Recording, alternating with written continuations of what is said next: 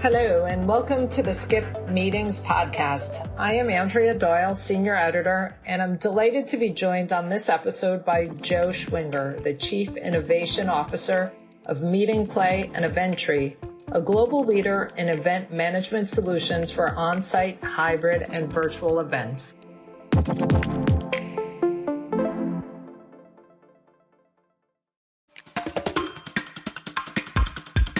Welcome, Joe. Thank you for joining us today. I would love to have you do a short introduction of who you are and when you first came into contact with the events industry, when you became aware of the industry, and how you evolved into your current role. Oh boy, I'm going to date myself on this one. So thank you for asking. My first interactions with the event industry actually was the start of my career at Marriott. So that was probably 22 years ago. I was one of the first e-commerce folks at Marriott International. My first job there was to, and again, this is totally dating myself, put pictures of the hotels on Marriott.com. At the time, it was text only, and they didn't even have images of the hotels. And that was one of my first jobs. But that also started kind of a fast forward, energized initiative at Marriott to take advantage of e-commerce. And they were looking at all aspects of their business, including the meeting and event industry. And I joined a task force called the Future of Meetings at Marriott, which is where we looked at the competitors, but more importantly, we looked at where the future was going to be. And this was when Facebook was going from a college-only platform to a global public platform.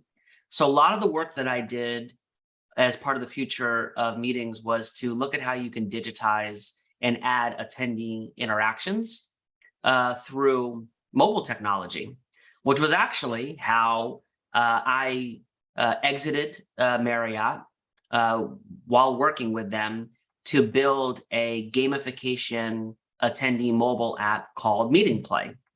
And that started my journey, roughly 10 years of growing Meeting Play to be a bespoken event technology, which then led to March of 2020, which I'm sure everybody is familiar with. That was the start of COVID.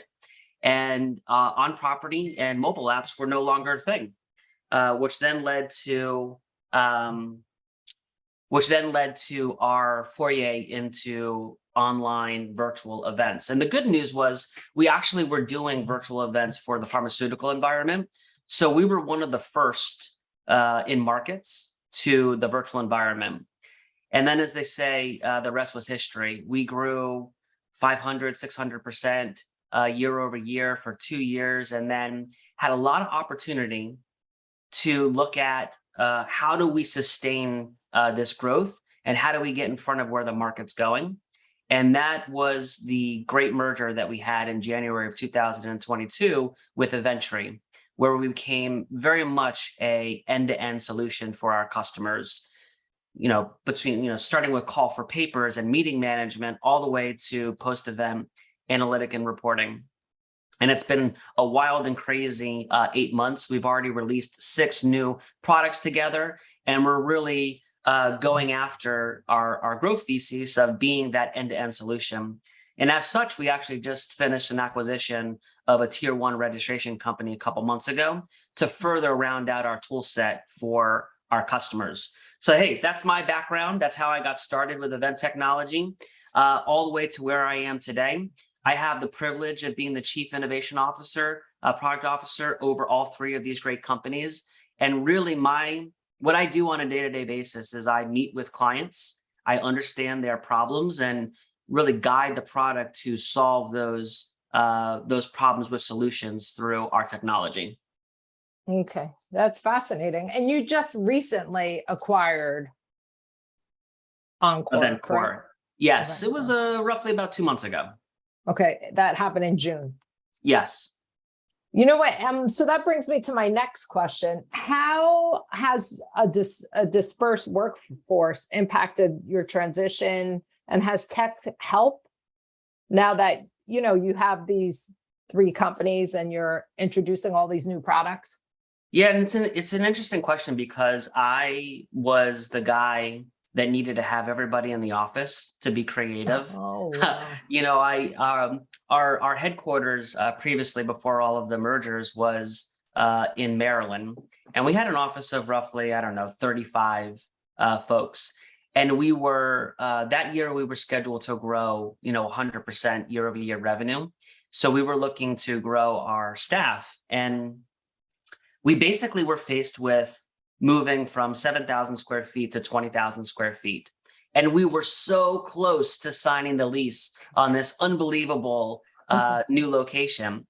And COVID, stuck its head in that, thankfully, because through the pandemic, I really was able to adjust my expectations and my work styles around digital activation, harnessing the tools that have become available to us: Slack, Teams, Zooms, all of these online applications for creative workflows. And it has allowed us to scale to, we're almost 400 people now globally. And honestly, I don't think we skip a beat not being in the same office together. We're a very collaborative bunch. Every meeting we get on, our cameras on and everybody's attentive, and you can still see their body language. And the most important thing, our productivity is through the roof. Mm-hmm. We are, as I mentioned, we've produced 6 new products as under the umbrella of these 3 companies together in as little as 8 months. And really, it's been 6 months. That is unheard of innovation at light speed. And I really believe that we went to where the talent was. We hired where that talent was, as opposed to only looking within the geographical areas of our offices. Okay. So the fact that you are 400 people globally, does that make your events more important when you do get your team together? And do you do that often? Can you tell me a little bit about what that looks like? Yeah. And the answer to that question is yes, yes, and yes. So much like we tell people, when we get asked, what does the future of meetings look like? I don't think it's any different than what we think the future of working looks like, right? Like, you're going to have opportunities where you get together, and those are really valuable interactions with your teammates or attendees. And then you're going to have opportunities, 340 days a year where you're working digitally around an initiative. So we do get together quite a bit as a leadership team.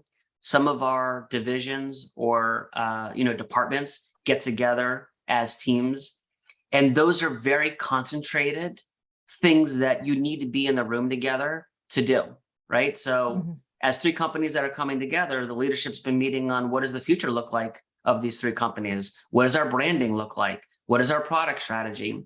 Those are some things that get done in a meeting room together. And sales is constantly working together, and innovation. But I will tell you, the majority of the work is being done in a virtual environment in a very, very successful manner. Okay. How do you feel technology and in-person meetings will merge for years to come? So here's where we're at.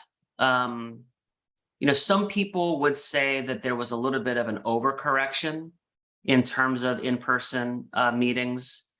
I don't like to use the word overcorrection because it was, we are humans, right? Like, we need face-to-face interaction, and being, put in a room or a building for 2 years, we're all striving for that face-to-face. And, I tell people the meeting in Anaheim, it may not be that they want to go to that meeting just to be face-to-face with their colleagues. There's other reasons why they're looking to get on a plane and go to Anaheim. They haven't been on a vacation in 2.5 years. They haven't been in a hotel for 2.5 years, right? Like, everybody wants to go back and experience the things that they have been missing. So I don't think that I don't think that there's been an overcorrection. I think that there's been an appropriate flow of people getting back on the road and getting back to their lives, and meetings play a big role. And we have been predicting that we're going to find a medium of on-property and virtual. And that's exactly where things are going. So in the first, in the last 4 months, we've seen in-person growth through the roof. In fact, I would say it's almost like, April, May, June, July of 2020 with virtual environments. And, luckily now, MPAVEC, the three companies together, we service that on-property initiative, just like we did virtual, right? Very successfully. So we were prepared for that, and we are hitting home runs for our customers. But we did know that after people kind of pull back the onion a little bit, that they're going to get back to a more normal state of what we think is going to be the future state. So today, I just came off of SEMA a couple of weeks ago, and I had 70 meeting planners in a room, and we used emojis to ask them what they think and how they're planning. And I was a little nervous talking about virtual because, quite frankly, there's some stigma around virtual that's not so positive. And believe it or not, 90% of the people in the room are planning successful hybrid and virtual events. Now, this is in a corporate environment. And I was kind of shocked by that we're still seeing that kind of demand in the corporate environment and this question was more forward thinking about their planning for the next 6 to 12 months. So we really digged in on that. And what we're finding is our prediction of finding a happy medium is absolutely, coming to fruition. You're going to have small meetings, like you just asked me, do I get together with my team? Absolutely. But a company-wide company kickoff or a sales kickoff may be done virtually, right? Or maybe done hybrid, where we don't have 5,000 employees globally that are trekking to one location. I think hybrid is a very good sweet spot for that.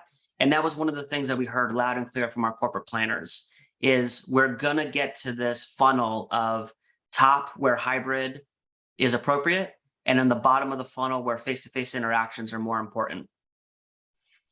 Okay. What do you feel it takes for an event to go from good to great? Good to great. Well, I think that I'm going to give you a pretty boring answer, but I actually think it's the right answer. And that is content in the virtual environment and in the on-property environment are still king.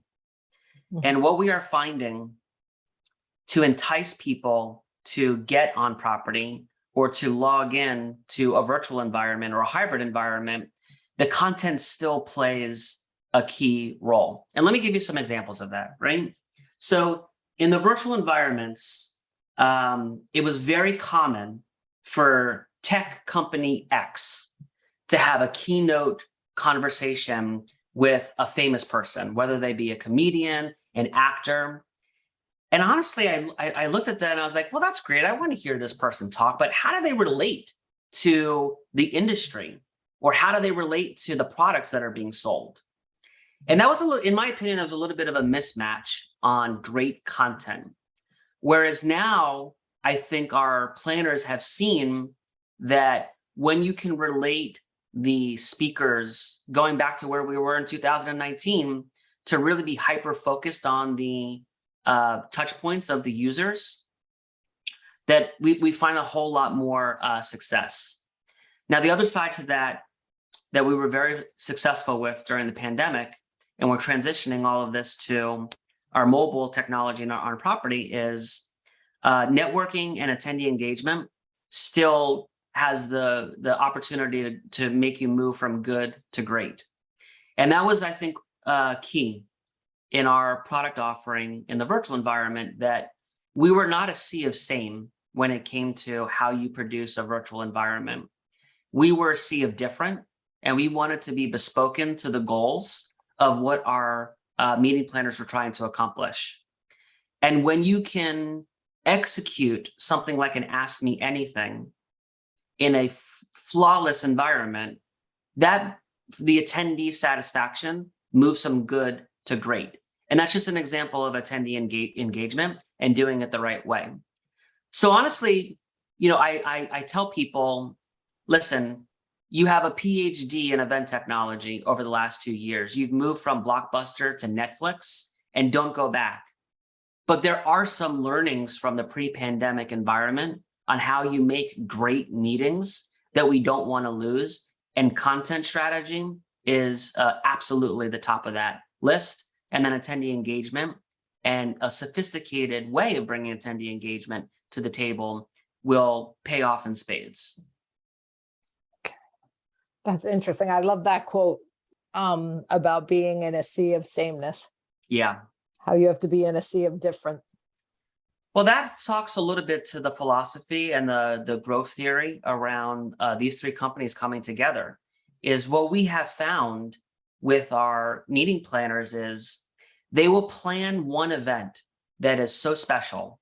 One of the things that I heard when I was at Marriott in charge of e-commerce for North America, every time I would meet with a hotel, the first things out of their mouth were, my hotel is different.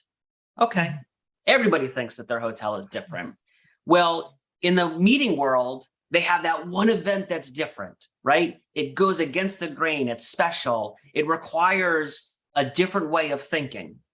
And that was the bread and butter of what we brought to the table, is a very bespoken solution to where we would understand how they're different and hit a home run around the efficiency and around attendee engagement.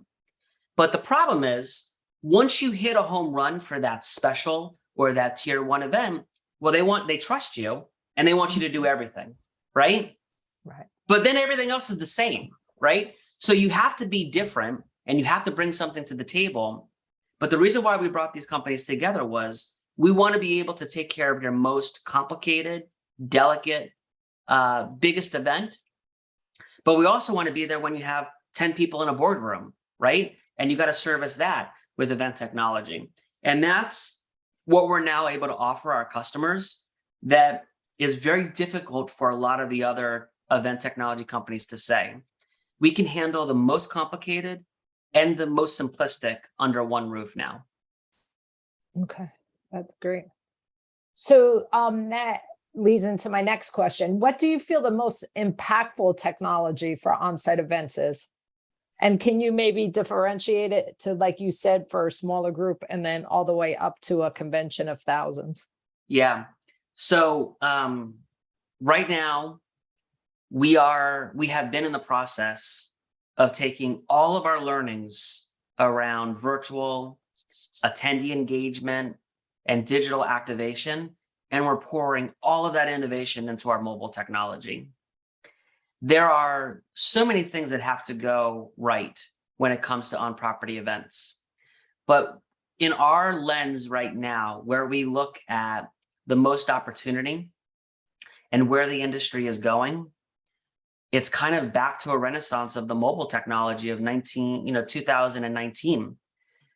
And we really feel that there is there's a big opportunity for us when you leverage the sophistication of what we've been able to do in the past around mobile technology and how our artificial intelligence and machine learning has matured over the last 2 years, and bridging that into the mobile technology. And then let me give you an example of why this is so important to your question. How does it play a role in the small meeting? And how does it play a role in the large meeting? Mm-hmm. So let's take a typical small meeting and let's go around incentive travel. So we work with a big a technology company, and they're having their president's club at the end of the year. And I would consider that a small meeting.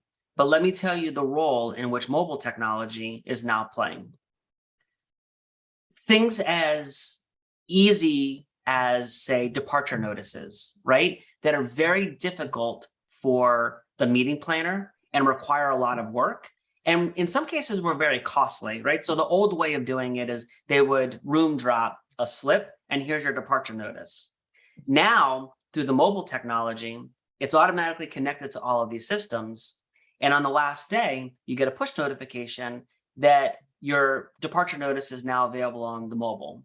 And by the way, that includes the ticket to get on the bus, so that from a liability perspective, our meeting planner knows that Jason got on the bus and he's on his way to the airport. That's a very simplistic approach. However, believe it or not, the cost savings, the liability, all of these things together, it's a value add to the attendee, right? Because they got it so much sooner. It's a value add to the meeting planner, and everybody wins. Those are the kinds of things that we're actually hyper focused on, with taking all the great things that we've done and putting them into the mobile technology. And then the other, then let's flip it to 10,000 people, right? And this is where efficiency with the on-property is key. So now being an end-to-end solution for pretty much everything that event technology needs to take, we have customers that are actually leveraging our digital badge and not even giving paper badges to everybody anymore. And in the tech environment, eco-friendly is big right now, right? And that was kind of the big thing with virtual, and efficiency is really big. Well, when you remove the registration area, or even you contract the registration area to 50% of what it was for 10,000 people, there could be hundreds of thousands of dollars in savings there. And also, again, going back to the eco-friendliness of not having 5,000 badges that are making its way into waste. So leveraging the mobile technology and the Apple Wallet and all of the great things that mobile brings to us as a digital passport into that event, again, it's a win-win for everyone. Our session scanning devices leverage that. Our lead retrieval devices leverage that. There's actually no gap in functionality. You're just removing a paper and bringing it to the digital. Now, again, this is very forward thinking, right? So not a lot of our customers are doing this, but it's a great example of how our customers are thinking outside of the box to leverage digital in a way that they did not prior to the pandemic. Okay, well, that's so interesting. What innovation do you feel is on the horizon that will disrupt the industry? We just talked a whole lot about mobile apps. Is there anything else you have your eye on? So, of course, we're looking at a 18-month roadmap, and we're trying to be in front of 18 months to be where the industry is.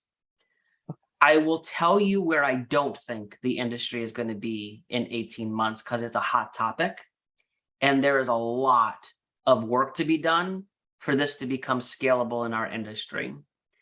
Coming out of the pandemic, there was a lot of conversations about metaverse and virtual reality and augmented reality.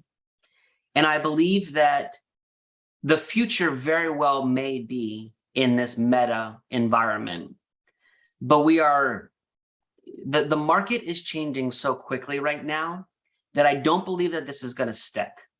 Okay. And I think, to draw a parallel to you, prior to the pandemic, iBeacon technology and proximity sensing was super, super hot and super big, but it was not widely adopted for about 2 or 3 years until all of the phones had the capabilities of picking up proximity sensing through iBeacon technology. And that's kind of where we are, is as an industry, there are a lot of headwinds: virtual, hybrid, on property. The overall world is going to move into this virtual reality and meta. And when that becomes mainstream, then you will see the meeting industry really pick up steam. Because especially going into the, I won't say recession, because we are or we are not, doesn't make a difference. But we are absolutely in an environment where cost-cutting measures are top of mind. A corporate environment is not going to invest in a metaverse where 10% of the attendees can participate. There has to be mass appeal. So I don't think that we are in a world where 12 to 18 months, you're going to see meta and virtual environments take off.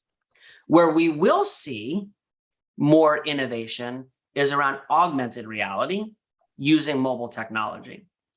So if I talk to 10 agencies a week, and I typically talk to 10 to 15 agencies that we work with, metaverse and virtual reality at the moment is really not top of mind or part of that conversation. Leveraging, however, augmented reality and the mobile device that's already in their hand is, I would tell you, probably 60% of the conversations that we're having on how to add engagement and slip factor to events. So I think that that's a hot area, is virtual and augmented reality. I think we're going to put a pause as an industry right now until there's better adoption around virtual around metaverse and virtual reality. But you will find a lot more case studies in the next 6 to 12 months around how augmented reality plays a critical role in the on-property experience, as well as the hybrid experience. I mean, we were doing a mashup of virtual events using augmented reality and on-property. It's a great tool to add engagement. Okay, great. It brings me to my next question. What do you feel the biggest challenges currently facing the event industry are? Pricing pressure, cost, budgets. You know, as I mentioned, I speak to probably 10 to 15 agencies, and I probably speak to 10 to 15 customers on a weekly basis. And of the 30 conversations that I'm having, 80% of those departments have still struggled to hire expertise, have open recs, or more recently have contracted their departments due to layoffs.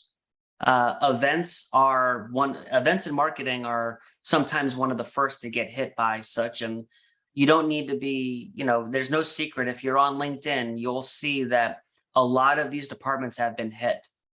So the biggest struggle that I see right now is we have massive events that are being planned with a reduction in staff to actually plan them, which first of all is horrible, right? Like, I feel like in some respects, we're back to the cycle where we were when the pandemic first hit, where we have a lot of really talented people out there looking for work. It does change, though, how people are shopping for event technology. There's this terminology that I've been using that I picked up from an actual client last month was, in some respects, I need one throat to choke. And that's a quote right there, right? I need one throat to choke. Exactly. And what it boils down to is I need one provider that's going to add efficiency, because I simply just don't have the resources to work with 5 different providers. And when something goes wrong, I want to call one person to solve it, not 5 people. And that is, again, that goes back to the fourth, like that goes into the thought of what we had in 2021, that we really needed to consolidate best in breed into one company to be that one single point of contact across the full spectrum of event technology. And again, I think that was, we're seeing that investment pay off right now with being one provider and also being an end-to-end provider. We can handle the virtual environment just as well we're handling on property. We can bring you sophistication around badge printing and session tracking and lead retrieval and bring that into the virtual environment, or not, right?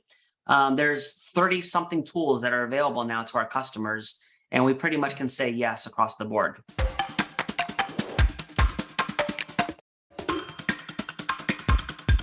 You had said that staffs are down.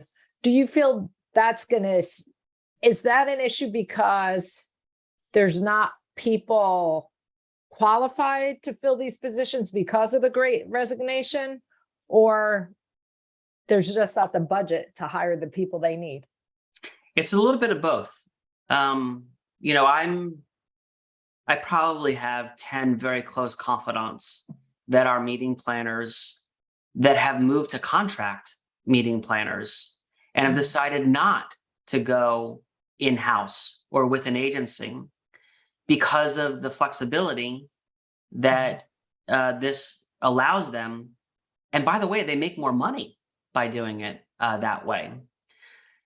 And then the other side of that is there's absolutely pressure on startups, funded companies, corporations to trim down going into the next couple of months with the financial situation until it shakes out a little bit.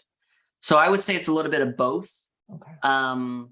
More, again, at SEMA, which was corporate meeting planners, I had some great conversations with people that were at some of the largest companies in the world that are just living their best life being a contractor and working with multiple corporations, and more power to them. I mean, that is, life is short, right?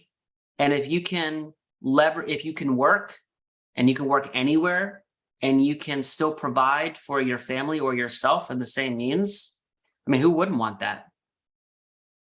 And I guess there was a greater emphasis on that during the pandemic when we had a whole lot of time to look at work-life balance. Yeah, and I think that, once we started to see the market change, and there were definitely a subset of those folks that saw some instability coming. But quite frankly, when that pendulum shifted back to on property, they became even more valuable. Mm-hmm. So any contractor, it's a roller coaster of up and downs. But I think they're still riding really high. There's a lot of opportunity. Running a P&L, I'll tell you, right? There's a difference between a full-time employee and a contractor. They mean different things to a company. Contractors are still very valuable in this market in the event industry. Okay. If you could change one thing in the events industry, what would it be and how would you change it? Wow. I get to change one thing, huh? So I'll tell you, one of the things that did change when the pandemic hit is that event technology, it was prior to the pandemic, event technology was, we're going to get to that later, or an afterthought, right? As a mobile provider and an on-site provider, the meeting, the planning of that event may have been 6 months, but we came in 3 months before the event. And part of the beauty of what the pandemic did was we were at the starting line of the planning process with our customers from day one. And we were all marching to the same beat. And then when we went back on property and health was priority number one, and again, I'm not saying that it's not, but it's definitely not as important as it was in January and February, we were still at the starting line with our customers to allow for event technology to aid in the healthy procedures as we went back on property. I'm seeing it all over the place where we've gone back to our old ways of event technology coming in a little bit later. And I would say that the ones that are still planning on property, hybrid or virtual, that have your event technology provider at the beginning of the planning process, absolutely result in more successful events and result in lower event technology cost. Because one of the things that we are seeing in the industry is these venues are overbooked. The expectations on attendee counts are being overbooked as well. And when you have a game plan from day one, and your event technology provider is a part of all of these conversations, your ability to switch to backup plans and pivot is lower cost and easier, rather than coming in the middle. Oh, and by the way, we need to pivot 3 weeks beforehand and not being prepared for that. Mm-hmm. So if there's one thing, there's a lot that I would love to change, but I would say that there is there was momentum on parallel planning with technology and the planner that was very beneficial, that we should really keep that in our back pocket. And then the other thing that I would love to change is the perception that's out there that a hybrid event is going to be double the cost and double the work, which is an offshoot of my first comment. When everybody is at the starting line together and we're planning for a hybrid experience, it doesn't have to be double the work and it doesn't have to be double the cost.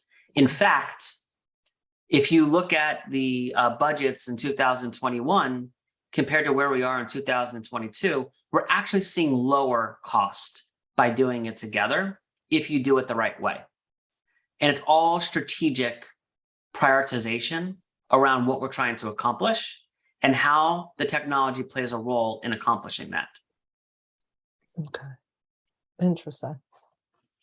What is your vision for the future of events? The vision for the future of events. You know,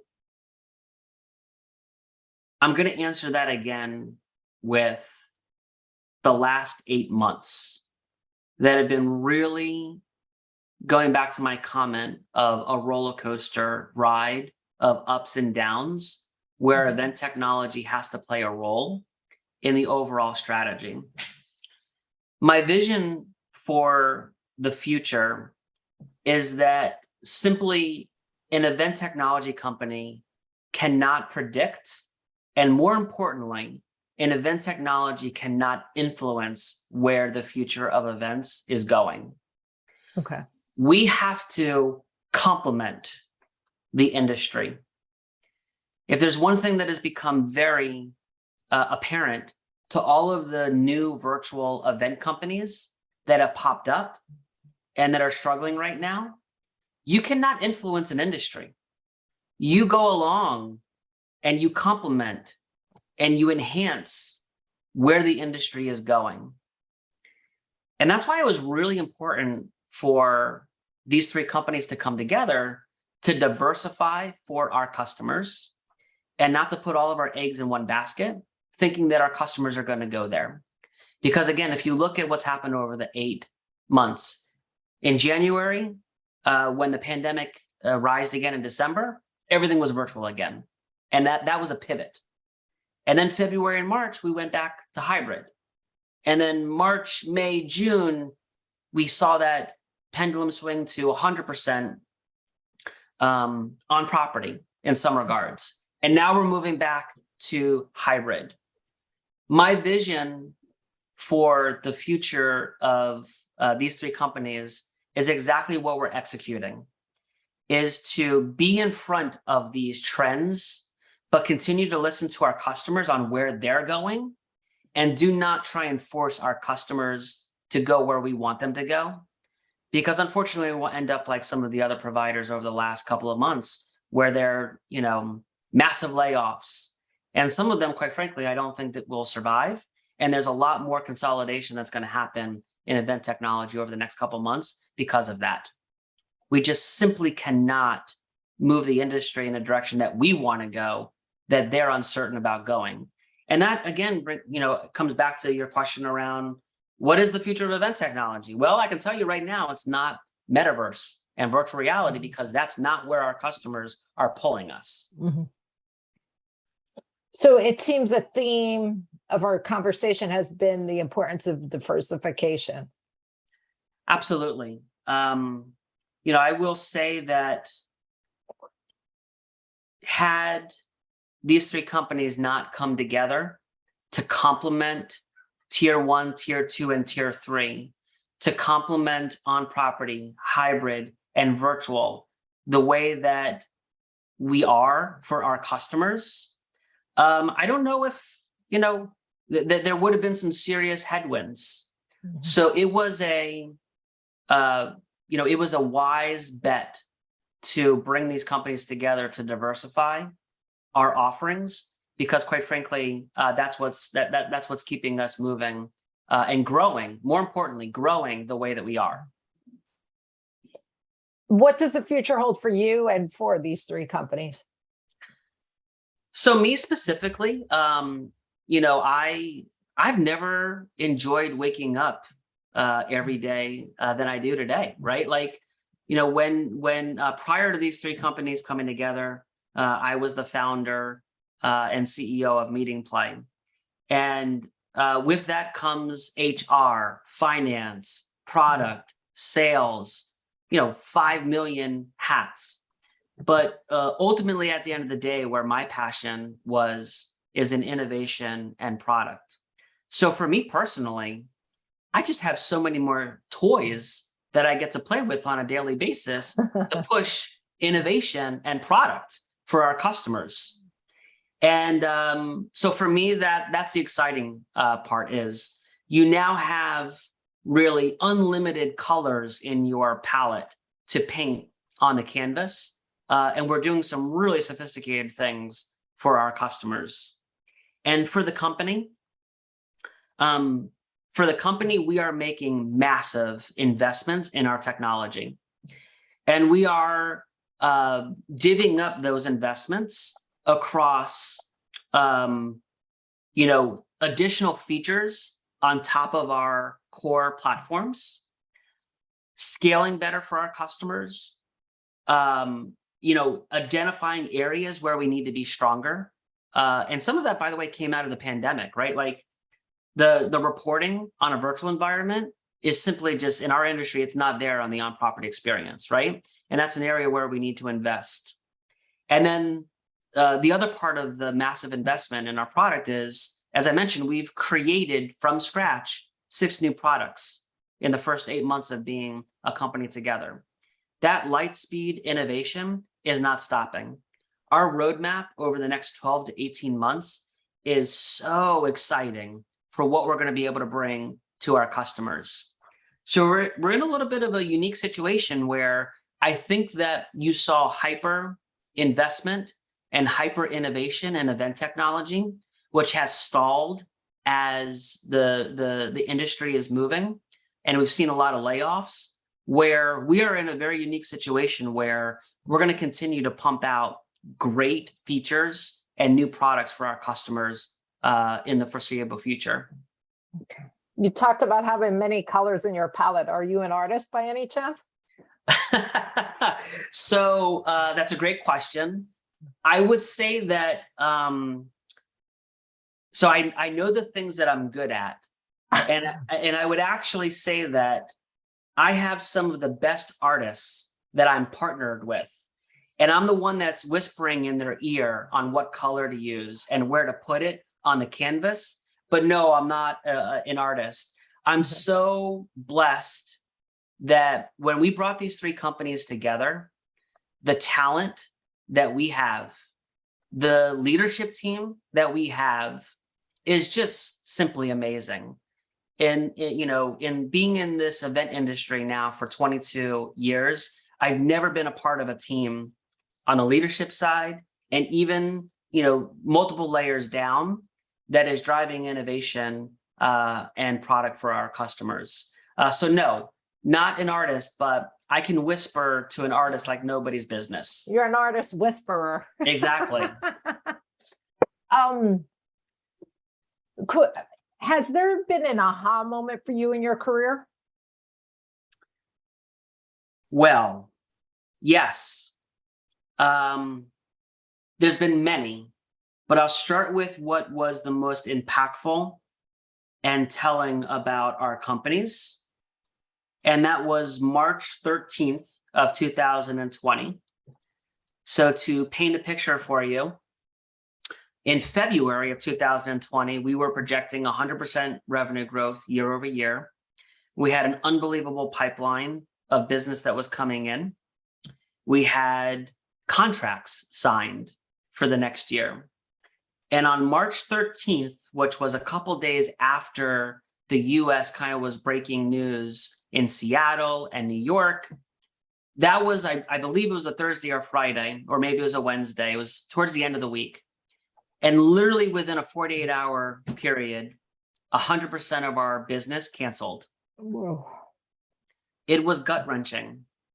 And true to the company and the way that we ran the company, we allowed ourselves the weekend to feel bad for ourselves. And there was a lot of tears. There was a lot of uncertainty. When you go from 100% growth to negative growth, and you have a monthly, commitment on employee salaries and rent, it's very scary. But when we came to work on Monday, the aha moment for me was nobody thought about it. All we thought about was, how do we stay true to the way that we were successful as a company and bring that difference to our customers in a different way? So going back to my sea of same comment, right after the pandemic, everybody was offering the same thing, right? It was just, who did you want to go with? Who was in the market? Who could scale with you? And we took a different approach by being different and solving the needs of our customers in a different manner in a virtual environment. And that was why, so we came back on Monday. We had a product on Friday, and we sold our first virtual environment 10 days after all of our business was wiped out. We went back to 100% growth roughly 2 months after the pandemic hit. And then it just didn't stop after that. Wow. My aha moment was that if you stay true to your roots, and we didn't rush to put something out there that was going to be the sea of the same. If you stay on strategy, it was a winning combination for a reason. And that was what really got us through the pandemic to where we are today. That's amazing. Finally, I'd like to wrap up with the question we ask all our guests. Who should we have on our next podcast? And what questions do you recommend we ask that person? I think my advice to you. So by the way, can I give you one more aha moment that's going to answer your question? Sure. As I mentioned earlier, I performed a breakout at SEMA where we used emojis as our polling responses to my questions. And the aha moment there, as I mentioned, was that I was anticipating that corporate meeting planners would be investing heavily only in property and not in hybrid. Mm-hmm. And it was actually the reverse. Corporate meeting planners are still budgeting and planning a very healthy amount of hybrid and virtual events. So my recommendation for you is to bring on a subject matter expert or maybe a collection of meeting planners in the event industry that move the needle on top of the funnel and bottom of the funnel events, and really hear directly from the planners what they're doing for the next 12 to 18 months. Okay. Because it's not what we walked away with was, it's not what you're reading on LinkedIn. It's not what you're reading in the trades. There's actually strategy being built around a multi-channel strategy to your event business. And there's some great learnings to be had for everybody. Okay. I'll do that for sure. Were there any questions that I didn't ask you that you feel are important to answer? I mean, you've been so thorough. I don't know. I don't know what else to say. So I'll say no. You've been very thorough. I've really enjoyed our conversation for the last hour. I hope that some people walk away with understanding from the event technology side, kind of how we're thinking and how we fit into their strategy and where we can be a benefit to them. Great. Well, this has been wonderful. I really appreciate your time, and I learned a whole lot. And I look forward to seeing what you have in store in the future. Awesome. We'll talk soon. Everybody have a great day. Thank you so much. All right, bye-bye.